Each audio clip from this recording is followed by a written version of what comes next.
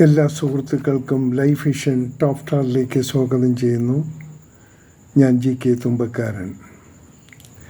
കാലങ്ങൾ കടന്നു പോകുമ്പോൾ എല്ലാവരിലും മാറ്റങ്ങൾ സംഭവിക്കാം.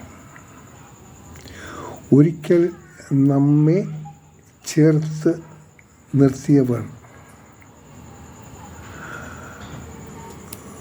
ചിലപ്പോൾ നമ്മെ മാറ്റി നിർത്തിയെന്നും വരാം. അവരുടെ മനസ്സിലെ മുൻഗണനകൾ മാറുമ്പോൾ നമ്മുടെ സ്ഥാനത്തിനും മാറ്റം വരാം.